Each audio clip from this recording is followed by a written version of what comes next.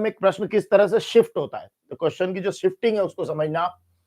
जैसे वैद्युत द्विध्रुव आघूर्ण, यहाँ पे और इंपॉर्टेंट क्वेश्चन मैं अभी बताने वाला हूं इस तरफ। तो जैसे वैद्युत द्विध्रुव आघूर्ण, तो वैद्युत द्विध्रुव आघूर्ण को आप सब लोग जानते हैं कि वैद्युत द्विध्रुव आघूर्ण क्या होता है। तो पहले आपको क्या करना है, इस तरह से कोई प्रश्न आता है तो मुझे स्टूडेंट कहते हैं सर मुझे याद ही नहीं रहता, याद तो क्या हुआ रहता पर वहां याद ही नहीं आता। तो देखिए इसको यहां से आपको पकड़ना पड़ेगा। वैद्युत द्विध्रुव मतलब वैद्युत द्विध्रुव तो है, अब उसके आघूर्ण की बात हो रही है। तो वो फिर आपको याद आ जाएगा कि हम जानते हैं जो चीजें वो है कि ए भी एक वैद्युत द्विध्रुव है। ए पर कौन सा आवेश है प्लस क्यू, बी पर माइनस क्यू, दोनों के बीच की दूरी 2l है। तो अब यहां से आपको वैद्युत द्विध्रुव आघूर्ण के बारे में इंफॉर्मेशन मिल जाएगी या आप बता पाएंगे कि वैद्युत द्विध्रुव आघूर्ण जो है वो विद्युत द्विध्रुव के, ऐसा लिख देंगे वैद्युत द्विध्रुव के एक आवेश है ना, विद्युत द्विध्रुव के एक आवेश और दोनों के बीच की दूरी का गुणा आपका कहलाएगा वैद्युत द्विध्रुव आघूर्ण। तो ये हो जाएगा P बराबर Q इंटू 2l। तो ये इस तरीके से डेफिनेशन बन जाएगी। और यहां पर जो है चूंकि आवेश तो अदिश राशि है, लेकिन ये दूरी जो है, ये दिशा जो है इसकी ये फिक्स है वैद्युत द्विध्रुव की, तो इसलिए आपका जो है P इज इक्वल टू हो जाएगा Q इंटू 2l। ये माइनस से प्लस के डायरेक्शन की तरफ होती है इसकी दिशा, तो Q इंटू 2l, और ये राशि कौन सी हो जाएगी आपकी, सदिश हो जाएगी। तो ये बड़ा इंपॉर्टेंट एक 2 अंक का क्वेश्चन आपका इलेक्ट्रिक डाइपोल मोमेंट जिसको हम बोलते हैं कि एक चार्ज और दोनों चार्ज के बीच की जो डिस्टेंस है उसका मल्टीप्लीकेशन ये होता है। रितेश यादव, ओके। रोहित मालवी, हाँ मैं आपको देख रहा हूं सबको चलिए ओके। तो वैद्युत द्विध्रुव आघूर्ण आपका हो गया। उसके बाद में अब एक क्वेश्चन और मैं लेने जा रहा हूं, बहुत इंपॉर्टेंट 2 अंक का प्रश्न ले रहा हूं मैं, वो है वैद्युत फ्लक्स। अब वैद्युत फ्लक्स या विद्युत फ्लक्स जो भी आपको लिखना हो, क्योंकि इलेक्ट्रिक ही बोलेंगे उसको, तो विद्युत फ्लक्स या इलेक्ट्रिक फ्लक्स जो है जिसको हम फाई से व्यक्त करते हैं, तो कई बार क्या होता है कि ये पूछा जाता है कि विद्युत फ्लक्स है क्या और फिर इसका मात्रक। तो बहुत बड़ा बड़ा भारी उत्तर आपको नहीं लिखना है ना। हाँ, सदिश अदिश की पहचान अभी बताते हैं, वो भी बता दूंगा मैं। अभी एक पहचान तो बता देता हूं, जितने भी आघूर्ण है वो सब सदिश है। तो अगर कहीं पे आघूर्ण शब्द दिखे तो सदिश, फ्लक्स दिखे तो अदिश, भले विद्युत फ्लक्स हो चुंबकीय फ्लक्स हो। और आघूर्ण में विद्युत द्विध्रुव आघूर्ण, चुंबकीय आघूर्ण। तो आघूर्ण जो है, चलिए आपने कहा कि सर पहचान बता दो, ये पहचान बता देता हूं। आघूर्ण जो होते हैं सारे वो सदिश, और फ्लक्स सारे होते हैं अदिश। और भी पहचान बताऊंगा आपको, है ना। तीव्रता आपकी सदिश, तो एक काम करते हैं अपन इसको थोड़ा ऐसा कर लेते हैं, आघूर्ण सदिश, तीव्रता सदिश, विद्युत क्षेत्र की तीव्रता, चुंबकीय क्षेत्र की तीव्रता, ये सब सदिश है ना। और फ्लक्स आपका जो होता है वो क्या होता है, अदिश होता है। ये याद करने की ट्रिक। तो विद्युत फ्लक्स मतलब ये हुआ कि विद्युत क्षेत्र होता है। अब यहां से यहां भी इसकी परिभाषा में आप अगर कंफ्यूज हो रहे हो तो आप यहां से क्या करेंगे कि जो विद्युत क्षेत्र होता है ना, विद्युत फ्लक्स में फिर आपका यहां पे विद्युत उठा हुए विद्युत। तो विद्युत क्षेत्र में अगर आपके पास में कोई तल है ना, तो उसके अभिलंबवत गुजरने वाली बल रेखाओं की संख्या, बहुत सरल परिभाषा बनाना है। विद्युत क्षेत्र में देखिए, विद्युत क्षेत्र में किसी तल से अभिलंबवत गुजरने वाली बल रेखाओं की, किसी तल से अभिलंबवत गुजरने वाली बल रेखाओं की संख्या, बल रेखाओं की संख्या। अब अगर यहां पे चुंबकीय फ्लक्स पूछ ले, बल रेखाओं की जगह मैं क्षेत्र रेखाओं शब्द डालता हूं, वो ज्यादा अच्छा रहेगा। क्षेत्र रेखाओं की संख्या, क्षेत्र से क्षेत्र याद हो जाएगा।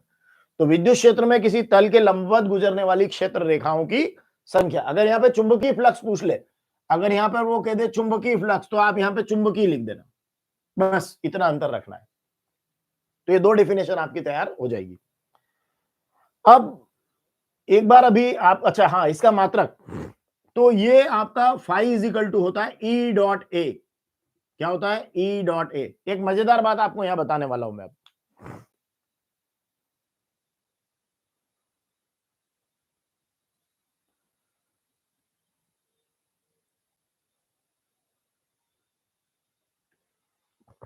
अनिल वर्मा जी, गुड। रितेश यादव, अच्छा रितेश जी थैंक यू। इनोवेटिव फिजिक्स, आपका नाम नहीं दिख रहा है लेकिन गुड मॉर्निंग।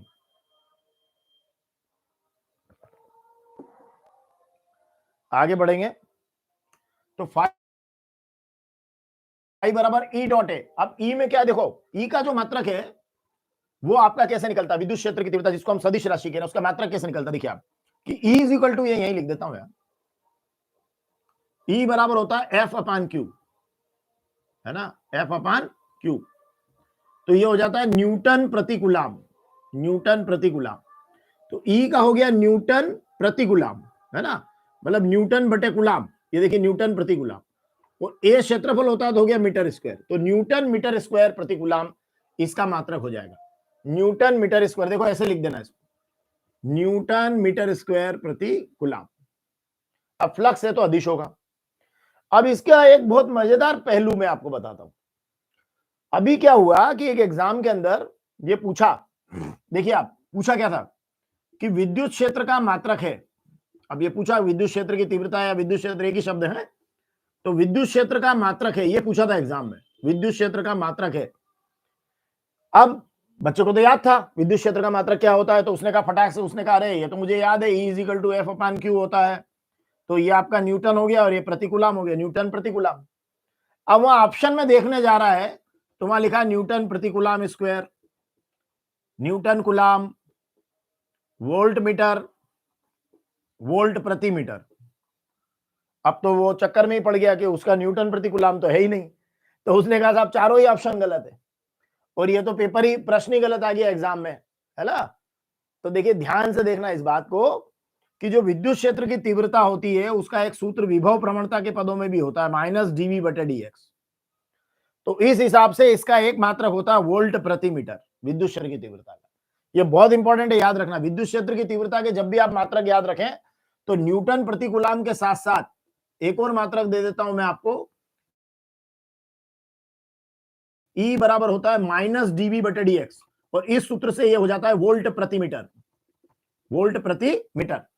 तो E के दो मात्रक रट लीजिएगा, रट लीजिए मतलब अगर आपको सूत्र याद है कि F अपान क्यू होता है और एक बार आप माइनस डीवी बटे डीएक्स, तो वैसे ही लिख देंगे, डीवी मतलब विभवांतर, तो उसका गया वोल्ट, और डीएक्स मतलब दूरी, तो मीटर, तो वोल्ट प्रति मीटर।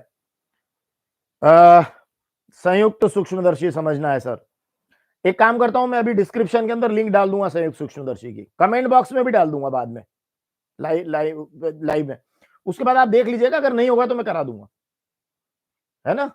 अभी मुझे क्या है कि संयुक्त सूक्ष्मदर्शी भी कराना है आपको, खगोली भी कराना है, लेकिन मेरे पास तो टाइम लिमिट है। लेकिन मेरी कोशिश है कि आप जो कल से जो आपकी क्लास लगेगी वो शाम को 8 बजे लगेगी और रोज लगेगी, तो आप डेली मुझसे पढ़ लेना, तो मैं सारी चीजें ही करा दूंगा, है ना। अनिल वर्मा, हमें भी बोलो सर, अनिल वर्मा बोल दिया हमने अनिल वर्मा जी को, है ना, और सत्यपाल लोधी जी को भी बोल दिया हमने, है ना। आपका स्कूल वगैरह भी बताइएगा कौन से स्कूल से जुड़े हैं, क्योंकि कल क्या हुआ, मैं मार्केट में गया था तो वहां कुछ बच्चे रास्ते से जब मैं गुजर रहा था तो वो बोले थे गजेंद्र सर जा रहे हैं। तो ये मतलब आप जुड़ेंगे, हम लोग जुड़े रहेंगे, मैं भी आपको पहचान लूंगा, है ना। चलिए आगे बढ़ते हैं। तो E is equal to minus DV बटे डीएक्स, मतलब वोल्ट प्रति मीटर इसका मात्रक हो जाएगा। तो ये आपका विद्युत फ्लक्स हुआ। लेकिन यहां से एक बड़ी मजेदार बात बता रहा हूं मैं आपको, ये आप नोट कर लीजिएगा ना, ये आप नोट कर लीजिएगा कि विद्युत क्षेत्र का जो मात्रक है वो दो मात्रक होते हैं, न्यूटन प्रति कूलम और वोल्ट प्रति मीटर। चलिए अब एक बड़ी मजेदार बात यहां फ्लक्स से बता रहा था कि फ्लक्स के बारे में मैंने क्या कहा आपसे कि विद्युत क्षेत्र में किसी तल से लंबवत गुजरने वाली क्षेत्र रेखाओं की संख्या को क्या कहते हैं, फ्लक्स कहते हैं। तो अगर यहाँ पे चुंबकीय फ्लक्स आए तो यह चुंबकीय कर दीजिएगा, और बी डॉट ए की जगह E dot A, sorry E dot A की जगह बी डॉट ए हो जाएगा, ठीक है। उसका मात्रक भी मैं आपको अभी बता दूंगा उसका मात्रक तो वेबर होता है, वो बहुत सिंपल है। मतलब अगर आप यहां से चुंबकीय फ्लक्स के बारे में मुझसे पूछना चाहें तो विद्युत की जगह चुंबक लिखो आप, है ना। और अब देखिए चुंबकीय फ्लक्स के लिए तो इतना सा खत्म हो गया है, ये चुंबकीय फ्लक्स, ये फाई बराबर बी डॉट ए, लेकिन इसके मात्रक के लिए सीधा आप लिख दीजिएगा वेबर, तो ये चुंबकीय फ्लक्स खत्म, ई डॉट ए की जगह बी डॉट ए करना है, बी डॉट ए और वेबर लिखना है ना, ये वेबर लिखना। और यहां ये विद्युत की जगह आप चुंबक शब्द इस्तेमाल करो। तो पहले विद्युत फ्लक्स को पूरा याद करो, सब जगह गटरम पटरम नहीं करना है, पहले विद्युत फ्लक्स को पूरा तैयार कर लो, फिर अपने आप से बोल देना कि अगर चुंबकीय आए तो मैं विद्युत वाला लिखूंगा, लेकिन विद्युत की जगह चुंबक लिख दूंगा, चुंबकीय लिख दूंगा, तो वो हो जाएगा। और विद्युत क्षेत्र को ई से व्यक्त करते हैं, चुंबकीय क्षेत्र को बी से करते हैं, तो बी डॉट ए लिख दूंगा। इसका मात्रक तो निकालना पड़ता है, इसका निकालने की भी जरूरत नहीं, वेबर सीधे याद करना है आपको, है ना। तो चलिए आगे बढ़ते हैं। अब यहां पर एक प्रश्न एग्जाम में 2022 में क्वेश्चन आया था, बड़ा इंपॉर्टेंट प्रश्न है और प्रश्न में ही उत्तर छिपा रहता है। तो प्रश्न यह था कि सिद्ध कीजिए, मैं प्रश्न भी लिख देता हूं ताकि आपको समझ में आए कि प्रश्न क्या था। सिद्ध कीजिए कि, और प्रश्न में ही उत्तर है, देखिए बताऊंगा मैं आपको। सिद्ध कीजिए कि विद्युत क्षेत्र के किसी समांतर पृष्ठ से, बहुत सरल प्रश्न बनाया था उन्होंने, विद्युत क्षेत्र के किसी समांतर पृष्ठ से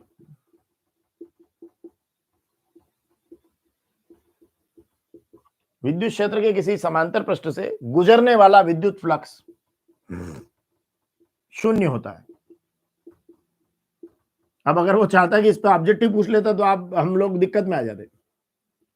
शून्य होता है। विद्युत क्षेत्र के किसी समांतर पृष्ठ से गुजरने वाला विद्युत फ्लक्स क्या होता है? शून्य होता है। मैं आपको ऐसे 10-12 वैल्यूज बताऊंगा जिनका आंसर शून्य होता है, कुछ का अनंत होता है। तो ज्यादातर आपके उत्तर है ना, आपके कोर्स में शून्य वाले हैं आंसर। ऑब्जेक्टिव में आता है ना तो शून्य लिखने के, अनंत वाले 3-4 है, शून्य वाले 10-15 है। तो कभी फिर कुछ नहीं समझ में आए तो शून्य जरूर लिख कर आना है, ठीक है, ऑब्जेक्टिव में। तो विद्युत क्षेत्र के किसी समांतर पृष्ठ से गुजरने वाला विद्युत फ्लक्स क्या होता है? शून्य होता है। दिनेश सोलंकी भी जुड़ गए, थैंक यू दिनेश। तो सिद्ध कीजिए कि विद्युत क्षेत्र किसी समांतर पृष्ठ से गुजरने वाला विद्युत फ्लक्स क्या होता है?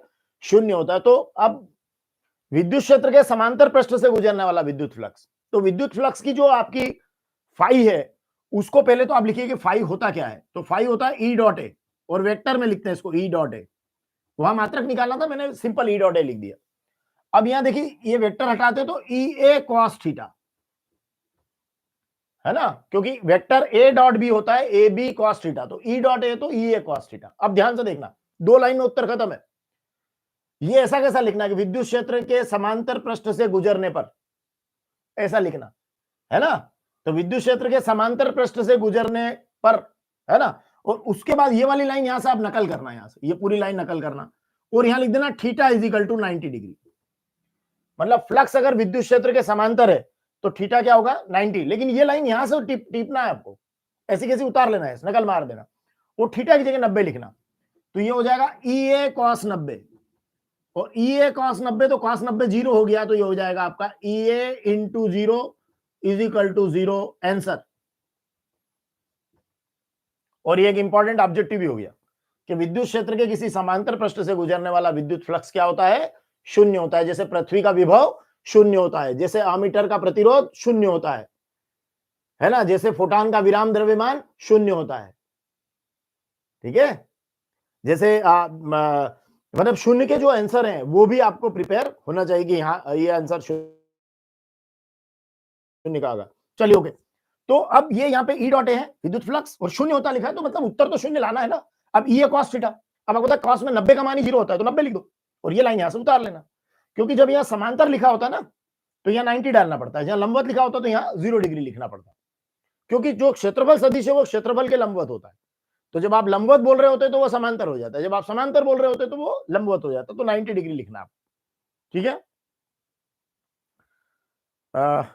बिल्कुल डेली लाइव क्लास रखेंगे, लेकिन एक मेरा ये भी कहना रहता है कि लाइव जुड़ते कितने हैं, इससे तो मैं रिकॉर्डिंग करके एक अच्छी क्वालिटी में वीडियो डाल सकता हूं ना। मैं लाइव क्यों पढ़ाता हूं? लाइव इसलिए पढ़ाता हूं कि आप लोग लाइव जुड़े तो मुझे आपसे बातचीत करने का मौका मिले, हम लोग तय करें कैसे पढ़ना है, आगे कैसे बढ़ना है, कौन कौन सी चीजें आपको पढ़ना है। तो बेटर ये रहेगा कि आप जब भी लाइव क्लास से जुड़े तो आप क्या करें, अपने साथियों को ज्यादा से ज्यादा लिंक को शेयर करें और उनसे कहें कि सीधे लाइव स्ट्रीम में आइए और बातचीत कीजिए, क्या पढ़ना है, क्या सीखना है। मैं जवाब दूंगा ना, यहाँ मैं रितेश यादव को जवाब दे रहा हूं, अनिल वर्मा को जवाब दे रहा हूं, प्रिंस पारदी को जवाब दे रहा हूं, दिनेश सोलंकी को, धीरज यादव वेलकम खरगोन से। तो देखिए ये आप लोग इस तरह से इस क्वेश्चन का आंसर दीजिए। 2022 में आया हुआ है, ये भी 2022 का क्वेश्चन है, ये भी 2022 का क्वेश्चन है। ये सब एग्जाम के पॉइंट ऑफ व्यू से बहुत महत्वपूर्ण है ना। मैं आपको 2022 का पूरा पेपर ही सॉल्व करा दूंगा, 23 का करा दूंगा, कोई नो प्रॉब्लम, आप तो केवल आगे पढ़ते चले जाइए। तो चलिए अब अब जैसे एक क्वेश्चन और छोटा बनाते हैं अपन, है ना, ये हो गया, मैं यहां बनाता हूं उसको। ये क्वेश्चन है कि अनुगमन वेग क्या है। अब ये भी 2022 का क्वेश्चन है, अनुगमन वेग क्या है और उसका धारा से संबंध। अब इसमें अगर 2 नंबर में क्वेश्चन आता है तो पूरा पूरा दुनिया नहीं हिला देना आपको, है ना, इतना बड़ा उत्तर नहीं लिखना आपको अगर 2 नंबर में आता है तो। अनुगमन वेग का मतलब 2 नंबर में ये हो जाएगा कि जब भी कोई चालक होता है ना, तो उस चालक में जैसे आप विद्युत का प्रवाह करते हैं, अनुगमन वेग मतलब जाना, है ना, अनुगमन करना, एक वेग से अनुगमन करना, एक निश्चित वेग से अनुगमन करना है अनुगमन वेग। तो निश्चित वेग से अनुगमन मतलब कब होगा, जब किसी चालक पर क्या लगाएंगे आप, विद्युत क्षेत्र लगाएंगे, है ना। तो बहुत सरल परिभाषा है कि बाहरी विद्युत क्षेत्र के प्रभाव में, है ना, चालक में जो इलेक्ट्रॉन होते हैं, और सरल मतलब शुरुआत इलेक्ट्रॉन, यहां चालक से कर लो, चालक में इलेक्ट्रॉन, क्योंकि अनुगमन वेग इलेक्ट्रॉनों का होता है, तो चालक में इलेक्ट्रॉन बाहरी विद्युत क्षेत्र के प्रभाव में, आप बाहरी विद्युत क्षेत्र आगे भी लिख सकते हैं, मतलब 2 बातें हैं, एक तो बाहरी विद्युत क्षेत्र लगेगा और उसमें इलेक्ट्रॉन एक निश्चित औसत वेग से गति करेंगे बस चालक के अंदर। तो चालक में इलेक्ट्रॉन बाहरी विद्युत क्षेत्र के प्रभाव में एक औसत वेग से गति करते हैं, एक निश्चित औसत वेग से क्या करते हैं, गति करते हैं, और इस वेग को कहते हैं अनुगमन वेग। यही आपका क्या है, अनुगमन वेग है। इसको वीडी से व्यक्त करते हैं अनुगमन वेग, और इसका मान होता है 10⁻⁻⁴ मीटर प्रति सेकंड। ऑब्जेक्टिव का बहुत महत्वपूर्ण प्रश्न कि अनुगमन वेग का अंकिक मान कितना होता है, 10⁻⁴ मीटर प्रति सेकंड। अब आप कहेंगे धारा और अनुगमन वेग में संबंध, तो धारा आई है और ये हो जाता है NEAVD, बस यही लिखना है एग्जाम में, ये धारा और अनुगमन वेग का संबंध। I बराबर NEAVD, डी छोटा लिखना वी के नीचे, क्योंकि ये ड्रिफ्ट वेलोसिटी बोलते हैं इसको अंग्रेजी में, तो वी बड़ा और डी छोटा, बस ये इतना सा बड़ा उत्तर है 2 नंबर का, अनुगमन वेग। सचिन अहिरवार जुड़ गए, सचिन कहां से हैं आप, अरे सचिन भाई बीएससी फर्स्ट ईयर की फिजिक्स भी पढ़ा है, टॉपिक भेज दीजिएगा मुझे, टॉपिक भेज दीजिएगा। मैंने बीएससी पर पीएन जंक्शन डायोड और बीएससी के ऊपर काफी सारे वीडियोस अवेलेबल किए हुए हैं मैंने अर्धचालक सेमीकंडक्टर डिवाइसेस पे, तो वहां कहीं जाकर आप सचिन अहिरवार लिखकर अपना कमेंट डाल दीजिएगा कि बीएससी में आपको कौन से टॉपिक पर वीडियो चाहिए, ठीक है। Thank you Sachin. चलिए आगे बढ़ते। यस सोहन सिंह देवड़ा, सोहन सिंह आप कहां से हैं, आपको ग्रुप में जोड़ना है यार, मैं आपको ग्रुप में जोड़ना है तो क्या करूंगा, ग्रुप में क्या, मैं अभी लाइव क्लास की लिंक तो मेरी हमेशा इसमें पड़ी रहेगी, है ना। तो हाँ धीरज यादव, बिल्कुल आप कोई नए नहीं है, आप हमारे अपने हैं, कोई दिक्कत नहीं है ना। चलिए तो ओके, पर फिर भी अगर आप व्हाट्सएप ग्रुप से जुड़ना चाहते हैं तो मैं आपको एक नंबर सेंड कर दूंगा, उस नंबर पर आप अपना मैसेज कर दीजिएगा, तो वहां से आप व्हाट्सएप ग्रुप में जुड़ जाएंगे, ताकि आपको वहां से लाइव क्लास की लिंक और भी पढ़ाई लिखाई की चीजें आसानी से अवेलेबल हो सके। चलिए, तो अनुगमन वेग हो गया, है ना, और ये धारा के साथ उसका संबंध हो गया, ठीक है। लेकिन मैं कॉल नहीं ले पाऊंगा आपको व्हाट्सएप पर, वो आप देख लीजिएगा, क्योंकि आप सीधे सीधे आप कोई भी बात हो तो मैसेज कर दीजिएगा। तो चालक में इलेक्ट्रॉन बाहरी विद्युत क्षेत्र के प्रभाव में एक निश्चित औसत वेग से गति करते हैं, और इसको कहते हैं अनुगमन वेग। इसका मान है 10⁻⁴ मीटर प्रति सेकंड। अगर धारा के साथ उसका रिलेशन देना हो तो I = NEAVD, ये आप याद रखेंगे। चलिए आगे बढ़ते हैं। तो मेरे ख्याल आप स्क्रीनशॉट भी कर सकते हैं, इसको स्क्रीनशॉट कर लीजिए। अभी मुझे रखना हो तो मैं ऐसे खड़े हो जाता हूं, नहीं रखना है तो मुझे भी हटा दीजिए, है ना। तो स्क्रीनशॉट कर लीजिए जल्दी से, फिर हम आगे बढ़ेंगे। अभी मैंने 3 इंपॉर्टेंट क्वेश्चन आपको बताए, LCR बताया एसी डायनामो के साथ, दिष्टकारी बताया, और पीएन संधि डायोड अग्रभिन्नति में, है ना। अंतर के प्रश्नों पर एक बार हमने बहुत सारी चर्चाएं की थी, पिछली लाइव देख लीजिएगा, अंतर के वो उतने ही प्रश्न आप कर लीजिए, और जिस टेक्निक से मैंने सिखाया उस टेक्निक से कर लीजिएगा, तो आपका काम हो जाएगा। बड़े प्रश्नों पर अभी लाइव क्लासेस बाकी हैं, है ना, तो वो मैं एक बार जरूर आपके साथ में शेयर करूंगा, और हम लोग लाइव क्लास लेंगे। आज भी हो सकता है एक प्रश्न हमारा हो जाए बड़ा, है ना। तो चलिए आगे बढ़ते हैं, क्योंकि ये छोटे प्रश्न भी बड़े काम के हैं ना, तो इसको मैं हटा रहा हूं अब। तो विद्युत द्विध्रुव आघूर्ण पर हमने अभी बात की थी कि विद्युत द्विध्रुव आघूर्ण, और मैंने आपसे कहा था, आपने पूछा था अभी कोई ट्रिक बताइए जिससे सदिश अदिश की पहचान हो जाए, क्योंकि एक या दो प्रश्न सदिश अदिश पर भी एग्जाम में आते हैं।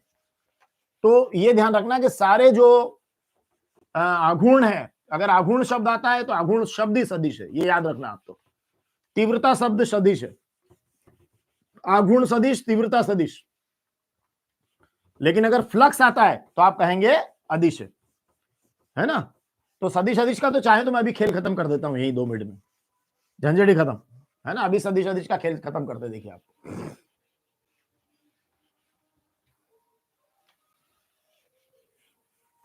देखिए आप हर्ष। तो अभी हम सदिश अदिश का भी आपको बता देते हैं। उसके पहले मैं थोड़ा सा ये कह रहा था कि पीएन संधि डायोड जो होता है उसमें क्वेश्चन आता है अवक्षय पर्त की मोटाई कितनी होती है, 10⁻⁻6 मीटर है ना। अवक्षय पर्त की मोटाई 10⁻⁻6 मीटर।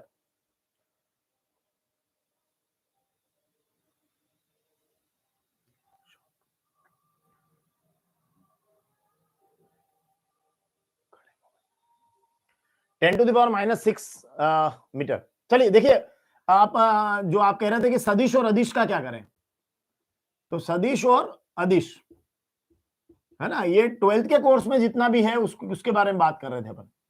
तो सदिश और अदिश, तो देखिए आप ये देखें कि जितने भी प्रकार के आघूर्ण है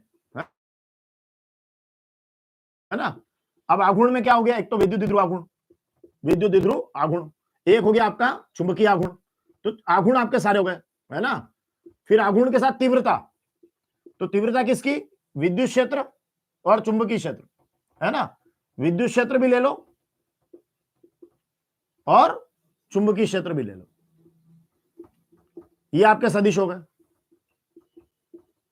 ठीक है। फिर आपका धारा घनत्व, धारा घनत्व ये आपकी सदिश हो गई। लेकिन जब आप अदिश पर जाएंगे तो एक याद रखिएगा, अदिश में आपके होते हैं सारे, एक तो ये सदिश हो गए आपके। अदिश में आपका फ्लक्स कितना भी हो, फ्लक्स, विद्युत फ्लक्स, चुंबकीय फ्लक्स, फ्लक्स सारे अदिश, ठीक है। एक आपका I is equal to Q upon T, धारा बराबर आवेश बटे समय, ओम का नियम V is equal to I R, धारिता का सूत्र C is equal to Q upon V, ये सारी की सारी राशियां आपकी अदिश है। क्या है, अदिश। तो ये ट्रिक है जिससे आप सदिश और अदिश को पकड़ सकते हैं। तो देखिए मैंने अभी आपको सदिश अदिश के बारे में बताया कि जो आघूर्ण है, जितनी भी तरह के आघूर्ण है वो सब क्या है, जितनी भी तरह के आघूर्ण है वो सब क्या है, सदिश है। जैसे कि विद्युत द्विध्रुव आघूर्ण, फिर आपका हो गया, यस क्लियर। अब आपको सत्यपाल क्लियर हुआ, ओके। सत्यपाल सागर से जुड़े हमारे साथ, थैंक यू। यहां रखो। तो सदिश राशियां जो है विद्युत द्विध्रुव आघूर्ण और चुंबकीय आघूर्ण, तो जितनी तरह के आघूर्ण है वो सब सदिश है, ठीक है। जिसको आप टॉ से व्यक्त करते हैं, टॉ से, जितनी क्षेत्र की तीव्रता है, मतलब विद्युत क्षेत्र हो, चुंबकीय क्षेत्र हो, वो सब सदिश है। और धारा घनत्व जो जे होता है I अपान ए, वो भी कौन सी राशि है, सदिश है। लेकिन अगर अदिश में जाएंगे तो सारे फ्लक्स सदिश है। एक I बराबर क्यू बटे टी, धारा बराबर आवेश बटे समय, तो धारा अदिश, आवेश अदिश, समय अदिश। V is equal to I R, विभवांतर, धारा, प्रतिरोध, सब अदिश। C is equal to Q upon V, धारिता, आवेश, विभव, सब अदिश। तो ये 3 फार्मूला आप याद रख लीजिए। I is equal to Q upon T पहले पार्ट का है, V इजिकल टू अपने C is equal to Q upon V, ये भी पहले पार्ट मतलब सेकंड पार्ट का है, पहली यूनिट का। तो ये फर्स्ट यूनिट का, ये भी फर्स्ट यूनिट का, और ये सेकंड यूनिट का। ये ओम का नियम है। अब ये सारे अदिश हैं, मतलब इसमें जितनी राशि आ रही है अदिश, अब पहचानना आसान हो गया है ना। और फ्लक्स सारे क्या होते हैं, अदिश होते हैं। आघूर्ण और तीव्रता सदिश है। केवल करंट वाले पार्ट में केवल एक शब्द ध्यान रखना है, धारा घनत्व, ये सदिश है। धारा अदिश है, धारा क्या है, अदिश, लेकिन धारा घनत्व क्या है, सदिश राशि, ये याद रखना आपको। तो ये सदिश अदिश का तो पिक्चर आपके सामने क्लियर हो गया मेरे ख्याल से। अब सदिश अदिश में तो कोई दिक्कत नहीं होगी। तो यस, ओके, मेरे ख्याल से आप लोगों को स्पष्ट हो गया ये। चलिए, ओके, थैंक यू। सभी साथी कनेक्ट है बिल्कुल अच्छे से। चलिए आगे बढ़ते हैं। तो सदिश अदिश पर अब कोई प्रॉब्लम है क्या किसी को, नहीं है, है ना। सारे आघूर्ण और सारी तीव्रताएं सदिश, और धारा घनत्व सदिश। अब अगर कुछ भी नहीं समझ में आए तो फिर ये ध्यान रखना कि आघूर्ण और तीव्रता और धारा घनत्व सदिश है, और बाकी के लिए हमें क्या लगाना है, अदिश। अगर मान लो आप प्रॉब्लम में आ जाए, आपको समझ ही नहीं पड़े कुछ, तो 12th के लिए कम से कम बता रहा हूं, है ना। तो चलिए, अब मेरा सवाल यह है कि धारिता कौन सी राशि है, बताइए जरा कमेंट बॉक्स में, धारिता कौन सी राशि है, धारिता, धारिता कौन सी राशि है? यस, धारिता, सी जिसको हम बोलते हैं धारिता, फेरेड जिसका मात्रक है। धारिता का मात्रक क्या होता है, फेरेड। क्या मात्रक है धारिता का, फेरेड।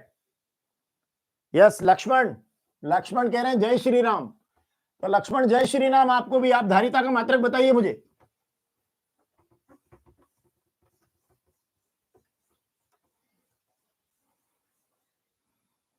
फेरेड, धारिता का मात्रक फेरेड है। सदिश है कि अदिश है, सदिश, वेरी गुड। प्रिंस ने बताया सदिश, फेरेड मात्रक, बहुत बढ़िया, थैंक्स धीरज। तो चलिए अब आगे बढ़ते हैं। अब हम एक थोड़ा सा एक नए क्वेश्चन की तरफ मैं बढ़ रहा हूं, कि एक छोटा प्रश्न और है जो अक्सर उलझते हैं, जिसमें हम जाकर, वो बता रहा हूं मैं आपको, कि जो ताप है, ताप, ताप, टेम्परेचर जिसको कहते हैं, उसमें जो आपके चालक हैं और अर्धचालक हैं, है ना। देखिए इसमें जो जो प्रश्न आ सकते हैं वो मैं आपके साथ बात करता हूं, है ना। चलिए पहले मैं चालक बात, ताप की बात बाद में करता हूं, रुको आप देखो। चालक में जो विद्युत का प्रवाह होता है, विद्युत प्रवाह, विद्युत प्रवाह, देखिए टेबल बहुत महत्वपूर्ण रहेगी आपकी। ये चालक में होती है इलेक्ट्रॉनों के द्वारा, मुक्त इलेक्ट्रॉन, किसके द्वारा, मुक्त इलेक्ट्रॉन। कभी फिजिक्स इस तरीके से आपको किसी ने नहीं पढ़ाई होगी, अगर पढ़ाई हो तो अच्छी बात है ना। तो चालक में मुक्त इलेक्ट्रॉन और अर्धचालक में इलेक्ट्रॉन और होल। ये देखिए दो ऑब्जेक्टिव आपके खत्म हो गए, कि चालकों में जो विद्युत का प्रवाह होता है ना, वो मुक्त इलेक्ट्रॉन के द्वारा होता है, और अर्धचालक में इलेक्ट्रॉन वो होल्स के द्वारा होता है। ठीक है, ठीक है। अब देखिए, अगर ताप के प्रभाव की बात करें तो ताप बढ़ाने पर, है ना, तो अब इसमें दो ऑप्शन लेंगे अपन, एक होता है प्रतिरोध और एक होता है चालकता। तो चालकों का जो प्रतिरोध है वो बढ़ता है और चालकता जो है वो घटती है।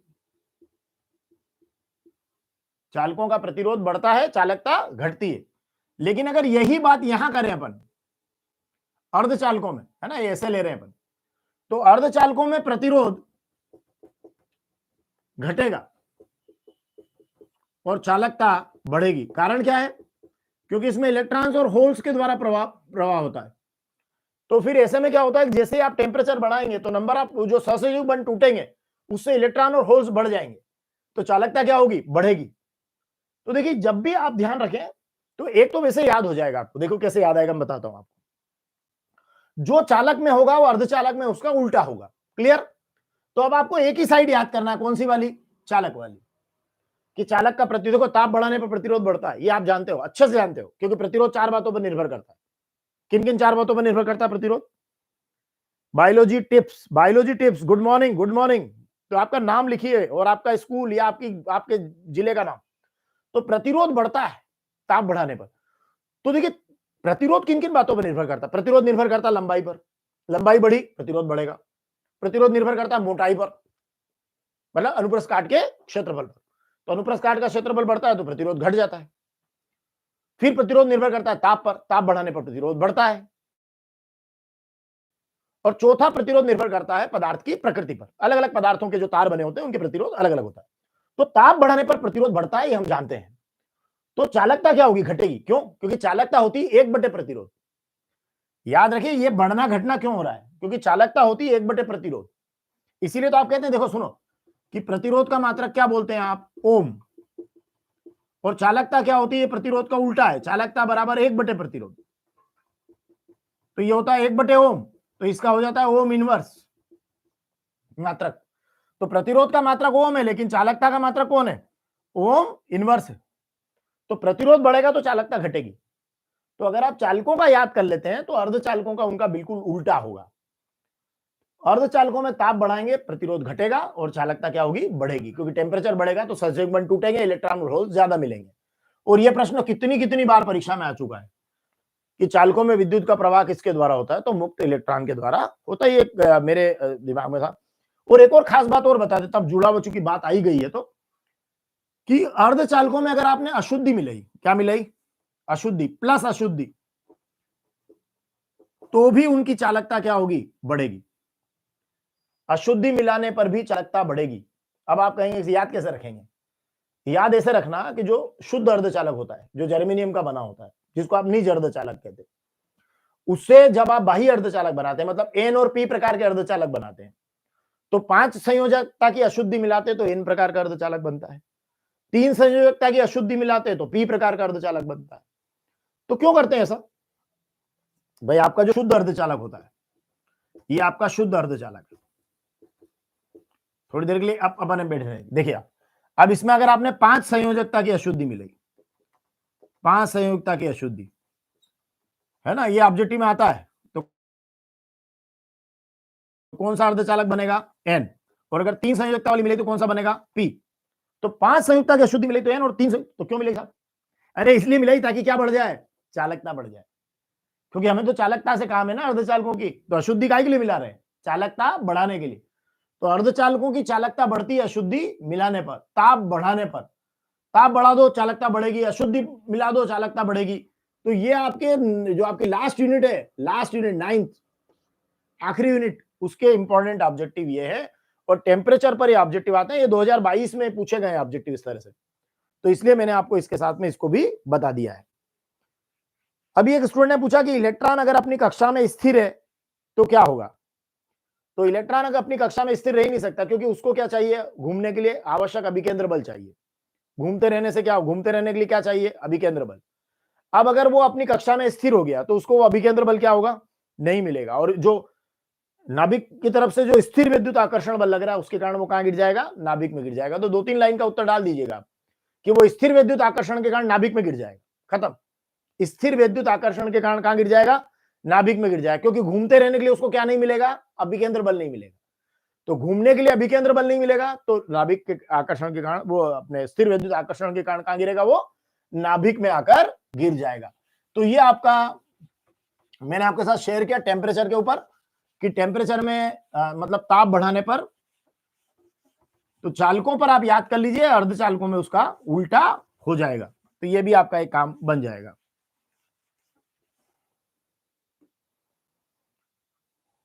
अपने दोस्तों को लिंक आप शेयर कीजिए। कल शाम को आपकी क्लास कब रहेगी, शाम को रहेगी कल 8 बजे। तो अब से 12th की क्लास हम 8 बजे शाम को लेंगे, क्योंकि कई स्टूडेंट्स लिख रहे हैं। आपको कौन सा टाइम सूट करता है, आप लिखें, क्योंकि काफी सारे स्टूडेंट बोले शाम की क्लास रखिए, क्योंकि उनको सवेरे स्कूल वगैरह जाना रहता है। फिर एक बार जो टाइम सेट हो गया ना, उसी पे हम करा करेंगे, तो सुबह फिर भागम भाग रहती है सबकी।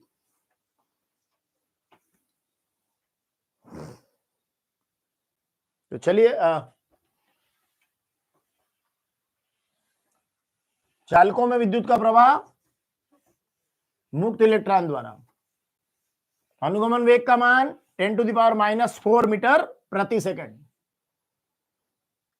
सदिश सदिश में क्या बताया मैंने, सदिश कौन है, सारी तीव्रता है, सारे आघूर्ण और धारा घनत्व। अदिश में कौन है, I = Q/T, V = IR, C = Q/V। आप बाद में भी इस क्लास को देख सकते हैं, स्क्रीनशॉट कर सकते हैं, और या शाम को। चलिए आगे बढ़ते हैं। अब मैं एक क्वेश्चन और आपके साथ लेने जा रहा हूं।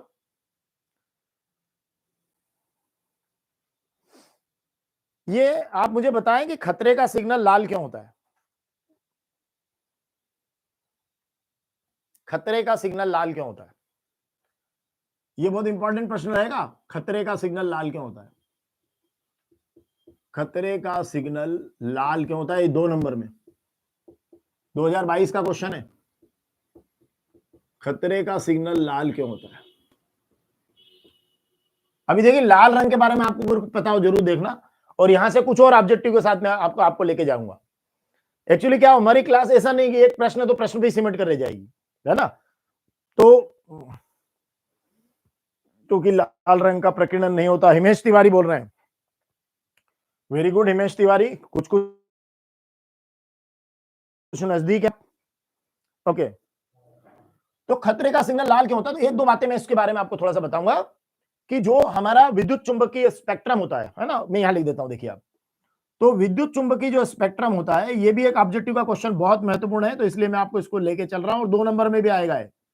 तो विद्युत चुंबकीय स्पेक्ट्रम के बारे में सभी स्टूडेंट्स जरा ध्यान से गौर से देखिएगा इसको। इलेक्ट्रोमैग्नेटिक स्पेक्ट्रम जो होता है उसमें गामा रे होती है, एक्स रे होती है, पराबैंगनी होती है, दृश्य होती है, अवरक्त होती है और फिर रेडियो होती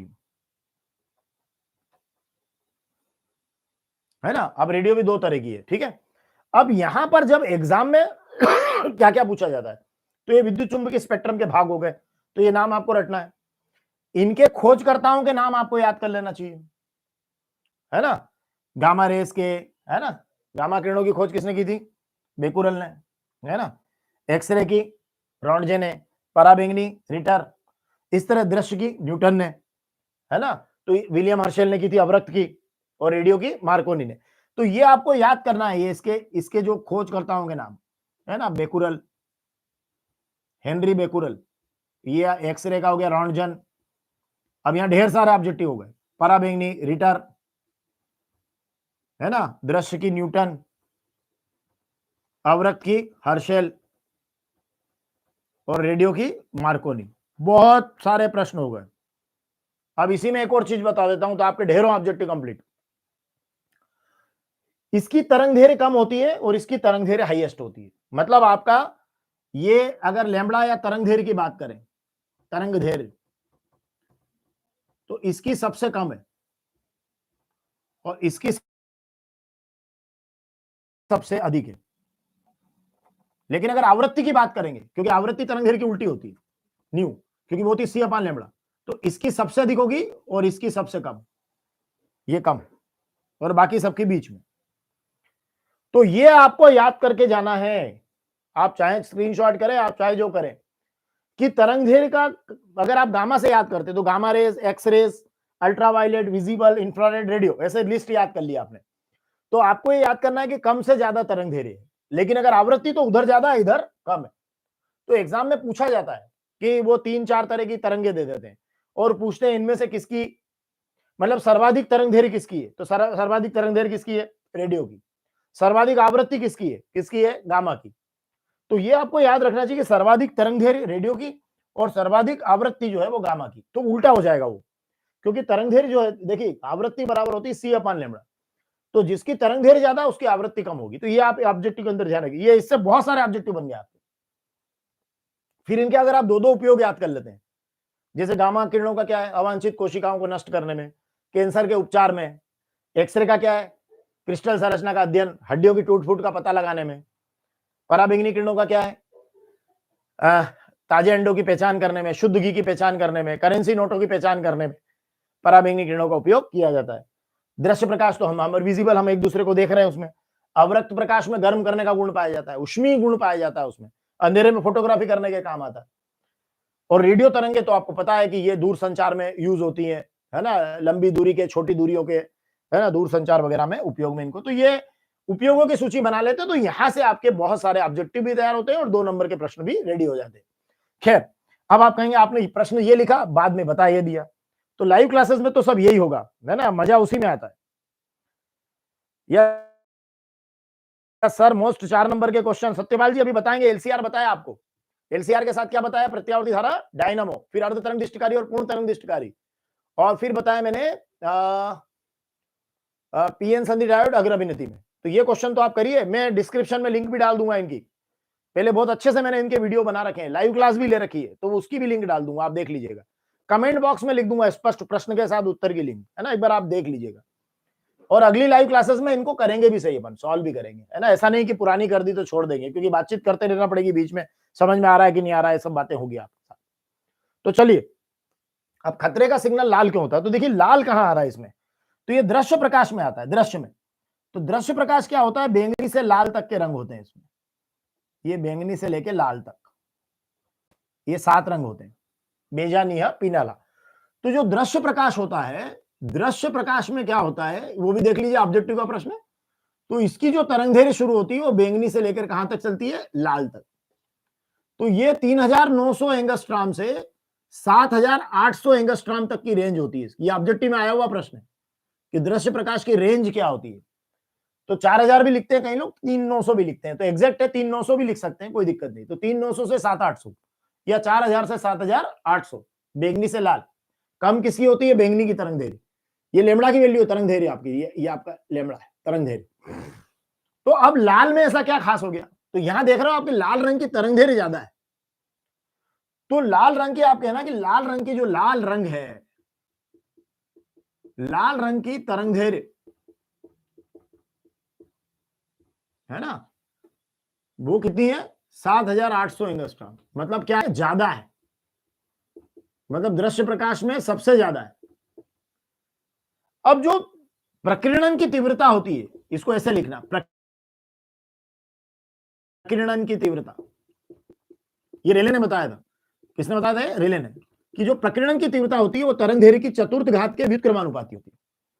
ये ऐसे ही लिखना एग्जाम में उत्तर आप।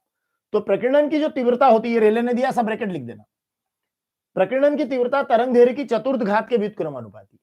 अब इसका मतलब ये कि जिसकी तरंगधैर्घ्य ज्यादा होगा उसका प्रकीर्णन कम होगा। तो लाल रंग का प्रकीर्णन क्या होगा, क्योंकि ये तो देखो व्युत्क्रमानुपाती है ना, तो लाल रंग का प्रकीर्णन कम होगा, प्रकीर्णन सबसे कम होगा। अब सबसे कम होगा तो फिर क्या होगा, प्रकीर्णन मतलब फैलाव, अब फैलाव सबसे कम हो गया, स्कैटरिंग सबसे कम हुआ है। अगर फैलाव सबसे कम होगा तो दूर से दिख जाएगी, है ना, तो वो दूर से दिखेगी, दूर से दिखेगा, और इसीलिए क्या होता है, खतरे का सिग्नल लाल होता है। ये आंसर आपका बन गया, आइडियल आंसर बोलते हैं इसको, ये आदर्श उत्तर बन गया आपका। तो आप इसको यहां से लिख भी सकते हैं। तो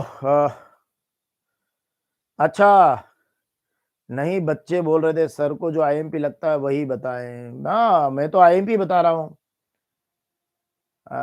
और प्रश्न बच्चे कहां से, नहीं नहीं नहीं नहीं, अभी आप सबसे पहले तो मेरी आपको एडवाइस रहेगी कि आप 2022 का पेपर पहले पूरा प्रिपेयर करो। एक बोर्ड का जो मॉडल पेपर आया है उसको भी आप प्रिपेयर करो। बोर्ड मॉडल पर मैंने अभी लाइव क्लास ली थी पहली वाली, उसमें बोर्ड मॉडल के बहुत सारे क्वेश्चन किए मैंने, है ना। तो बोर्ड का जो मॉडल पेपर डला है अभी साइट पर, एक तो उसको प्रिपेयर करिए, 2022 के पेपर को प्रिपेयर करिए कीजिए, ये उसी के क्वेश्चन चल रहे हैं सब। और बोर्ड मॉडल को भी प्रिपेयर कीजिए, अभी वहां पूरा ध्यान वहां पर फोकस कीजिए आप, है ना।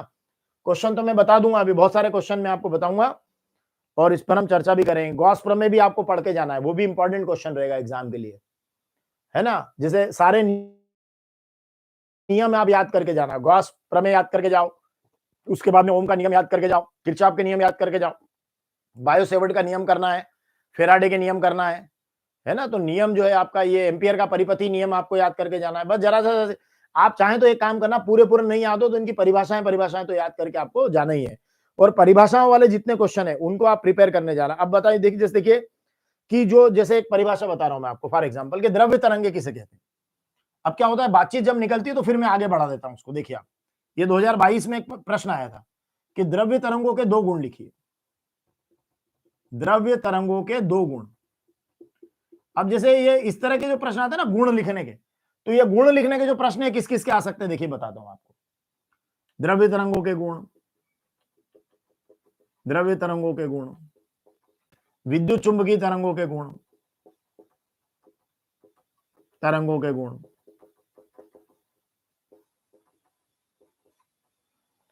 अब ये जो गुण आ रहे हैं ना, गुण, जैसे विद्युत चुंबकीय तरंगों गुण तो मैं ही बता देता हूं आपको, अनुप्रस्थ होती है ना। विद्युत चुंबकीय तरंग क्या होती है, अनुप्रस्थ होती है और त्वरित आवेशों से उत्पन्न होती है। दोलायमान या त्वरित आवेशों से उत्पन्न होती है, त्वरित आवेशों से उत्पन्न होती। खत्म। बहुत बड़े बड़े उत्तर नहीं लिखना है एग्जाम में 2 नंबर में, 2 लाइन में खत्म करो। अब द्रव्य तरंगों के गुण, तो जो भी गतिशील कण होता है, ये डेफिनेशन भी हो गई, गुण भी हो जाएगा। द्रव्य तरंगे किसे कहते हैं? तो जो प्रत्येक गतिशील कण होता है, प्रत्येक गतिशील कण के साथ, प्रत्येक चलने वाला कण होता है, कण के साथ, प्रत्येक गतिशील कण के साथ, प्रत्येक गतिशील कण के साथ एक तरंग संलग्न होती है, एक तरंग संलग्न होती है या जुड़ी हुई होती है, वही कहलाती है, उसे क्या कहते हैं? द्रव्य तरंग। द्रव्य तरंग कहते हैं। यस, प्रत्येक गतिशील कण के साथ एक तरंग संलग्न होती है, उसे द्रव्य तरंग। अब मैं यहां पे एक मजेदार बात बता रहा हूं कि जब मैं द्रव्य तरंग या विद्युत चुंबकीय तरंगों की बात करता हूं, तो जो द्रव्य तरंग है वो विद्युत चुंबकीय नहीं है। तो यहां पर इसकी ये बन जाती है कि ये विद्युत चुंबकीय नहीं है, ये विद्युत चुंबकीय तरंग नहीं है, तरंग नहीं है, ये इसका गुण हो गया, ये विद्युत चुंबकीय तरंग नहीं है ना। और ये प्रत्येक गतिशील, ये गतिशील कण के साथ ही संलग्न होती है। तो ये इसको यहां टिप देना, ठीक है, इसको यहां उतार देना, तो ये आपका, ये भी आपका कंप्लीट हो जाएगा। तो ये इस तरीके से, जैसे अंतर के बहुत सारे प्रश्न, मैंने पूरी अंतर की क्लास ली अभी, पिछली लाइव क्लास। अब आपका जो डिस्क्रिप्शन है ना, उसके अंदर वो पिछली तीनों लाइव क्लास की लिंक है, आप जाना और क्लिक करके पिछली लाइव क्लास भी देख लीजिए। छुट्टियों का टाइम है, उन लाइव क्लासेस को देखिए, उनके नोट्स बना लीजिए, उनको समझिए। सविता, बड़े पूर्ण से अल्फा कण के लिए कथन की व्याख्या, ठीक है बेटा, करा देंगे। 2023 का पेपर आएगा कि ऑब्जेक्टिव पूरे करके जाना और 2 अंक के प्रश्न सारे कर लेना। 23 में अगर कुछ हो या ना हो, ऑब्जेक्टिव 2 अंक के प्रश्न और अंतर के प्रश्न, उसमें विद्युत वाहक बल और विभवांतर में अंतर दिया है, उसमें प्रतिरोध और प्रतिरोधकता में अंतर दिया, बड़ा इंपॉर्टेंट है वो करके जाना है आपको, है ना। लेंज का नियम बिल्कुल इंपॉर्टेंट है बेटा। तो नियम जब आप करें ना, अगर पूरी डिस्क्रिप्शन नहीं कर पा रहे हैं, जो स्टूडेंट अभी फंसे हुए हैं, जिनको ज्यादा तैयारी नहीं है, तो नियम याद करिए। केवल इतना कर लीजिए कि लेंज के नियम में कि विद्युत चुंबकीय प्रेरण की प्रत्येक अवस्था में जो प्रेरित धारा है, वो उस कारण का विरोध करती है जिसके कारण वो स्वयं उत्पन्न हुई, बस इतना, है ना। तो इतना ही करके जाइए फिर आप।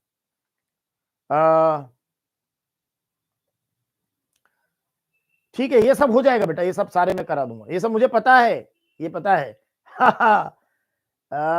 हिमेश तिवारी, सर ठंडी नहीं लग रही क्या? भैया फिजिक्स पढ़ाते हो, क्या ठंडी लगी? वो देखो, ये मैंने पहन रखा है ना, मैं फिजिक्स पढ़ाते समय सब भूल जाता हूँ। तो द्रव्य तरंगों के गुण हो गए। अभी देखिए, एक सवाल बताता हूं मैं आपको, एक सवाल बताता हूं। ये सवाल ये है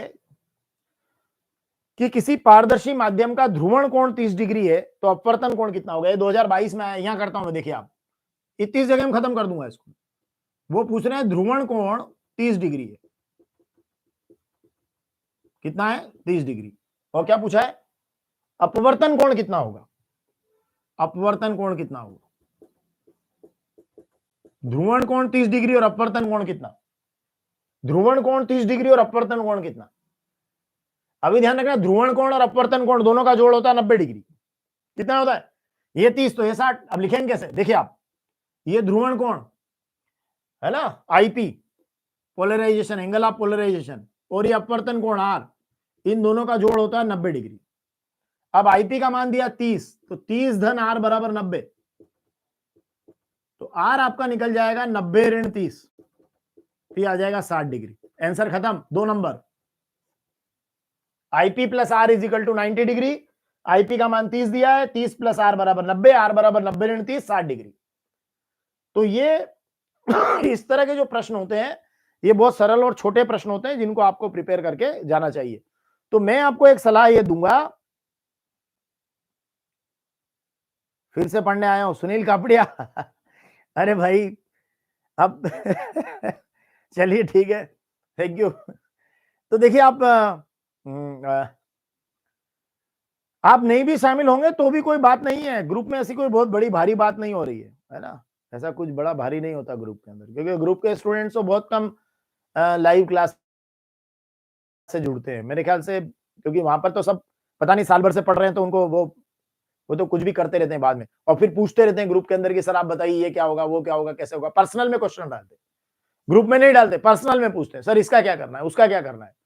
तो ग्रुप में भी पूछ सकते हैं, इज्जत खराब थोड़ी होती है। अभी लाइव क्लास में आप पूछ रहे हैं तो आपकी इज्जत थोड़ी खराब हो रही है। भाई पूछ रहे हैं, नहीं आ रहा है इसलिए पूछ रहे हैं, आ रहा होता तो नहीं पूछते, नहीं आ रहा है इसीलिए पूछ रहे हैं, और हो सकता है पूछने से सबका भला हो जाए। तो इसलिए अगर आप लाइव चैटिंग में शामिल हैं तो कोई बुराई नहीं है, आप बता सकते हैं कि भाई कौन सी चीज आ रही है, कौन सी चीज नहीं आ रही। तो खैर अब अगर आप ग्रुप में जाना चाह रहे हैं तो वो एक अलग उस पर हम बात करेंगे अभी, है ना। आपको मैं अलग से नंबर दूंगा, मुझे पता है आपके कमेंट्स मैंने देख लिए हैं, मैं आपको दे दूंगा नंबर। तो चलिए ये वाली आपकी सारी हो गई। अब मैं आपको कह रहा था कि जैसे अभी आप कह रहे थे कि सर हमें कुछ क्वेश्चन चाहिए जो आप दे दीजिए, तो मैं आपको कल शाम तक कुछ क्वेश्चन देता हूं, आप प्रिपेयर करके लाइए कल शाम तक इनको। जैसे मैं आपको दे रहा हूं एलसीआर, मैंने अभी आपको कहा एलसीआर, फिर मैं आपको दे रहा हूं अर्ध तरंग दिष्टकारी, आप करिए तैयार इसको, अर्ध तरंग दिष्टकारी। एलसीआर करना है, अर्ध तरंग दिष्टकारी करेंगे आप। गॉस प्रमेय, गॉस प्रमेय करना आप, ठीक है। कौन सा प्रश्न करेंगे, गॉस प्रमेय करेंगे। फिर आप वो दो जो पतले लेंस हैं उनकी संयुक्त फोकस दूरी, संयुक्त फोकस दूरी वो 1/f is equal to 1/f1 plus 1/f2, ये आप करेंगे, ठीक है। कितने क्वेश्चन हो गए, मैं आपको 5 ही दे रहा हूं, 5 आईएमपी। ये आप कल शाम तक करिए, कल शाम को हमारी 8 बजे लाइव क्लास है, तो हम उसमें इंपॉर्टेंट बड़े प्रश्न करेंगे, मत चिंता कीजिए, छोटे तो मैं बीच बीच में भी बता दे जाऊंगा, तो बड़े भी करेंगे, क्योंकि देखिए आप 1 और 2 नंबर को इग्नोर नहीं कर सकते, आपके पेपर का बड़ा हिस्सा वहां से आ रहा है ना। तो ये आप पतले लेंस की फोकस दूरी का आप प्रश्न कर सकते हैं, तो इसको आप करके जाइएगा, और इसमें से आपके प्रश्न बनने की आपकी संभावना रहेगी। फिर उसके बाद में आप यहां से अंतर का प्रश्न जो है, विद्युत के अंदर अंतर का प्रश्न कर सकते हैं, तो वो भी आप करके जा सकते हैं। या ठीक है, अगर आप इसमें ये वाला कर लीजिए, प्रत्यावर्ती धारा डायनामो, एसी डायनामो, प्रत्यावर्ती धारा डायनामो भी कर सकते हैं। ट्रांसफार्मर अगर जिन बच्चों का तैयार नहीं, वो ट्रांसफार्मर भी तैयार करेंगे। तो ये वाले क्वेश्चन आप करिए, और